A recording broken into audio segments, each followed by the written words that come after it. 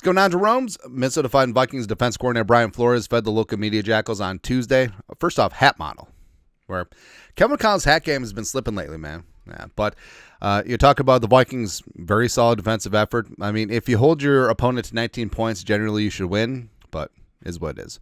All this without Grenard, and no excuses. Of course, disappointed that the team didn't win on Sunday, and there's no moral victories in the National Football League. But full week of work, get back after it.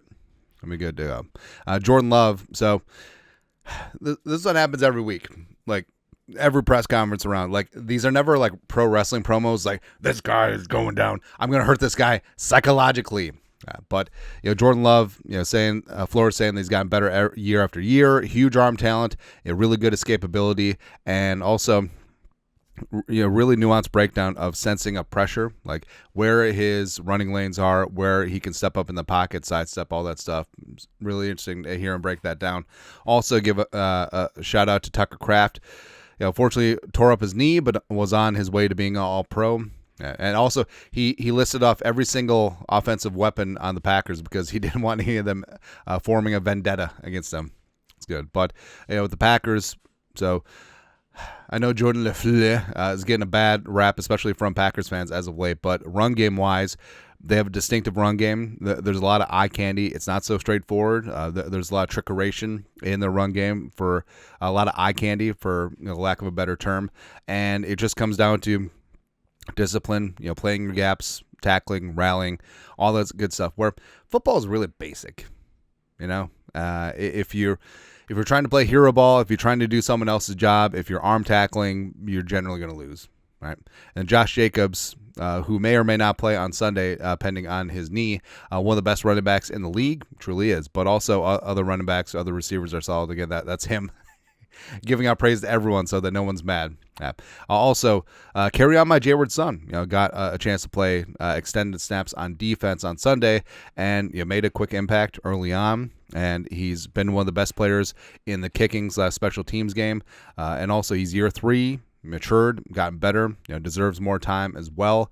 And I think he might, because Theo Jackson, the Vikings re-signed him, and it wasn't an either-or proposition. It wasn't Beasley or Theo Jackson, but Theo Jackson was re-signed to help take out the sting of losing Beasley, and Jackson sort of intermittently been in the lineup. It really has more to do with packages than Flores benching him or anything like that. But he's a pro's pro. Versatility is there, but also I feel like carry on my Jayward son deserves a little bit more run. So, and then talking about the turnovers. So the Vikings led the NFL in turnovers last year. They have 9 this year. 9. They have only 3 picks. Also, most of the turnovers were in the Bengals game.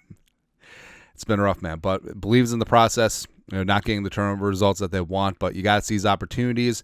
The bounces are going to come. If you keep putting yourself in advantageous situations, eventually the numbers will break down your way, and they can improve. Punching out at the point of attack, you're getting your hands up, getting some tip balls, catch the balls that are thrown to you. So the Vikings were great at doing that last year. Maybe they're above the mean, and maybe this is a return to the mean. Don't know, but it's pretty fair to say the Vikings are running way below average right now. Diamond Dallas Turner stepped up in place of Jonathan Grenard. Plus, this is such a Flores thing where he praises Turner when he's down, but when Turner is up, talks about more things to work on. That's exactly what it should be. Flores is obviously very invested in Turner's career, and he's a great coach, right? But can improve. Splash plays were there, but also how consistent can we be? I mean, there's a couple tough run reps that DDT had, but of course, everyone knows that.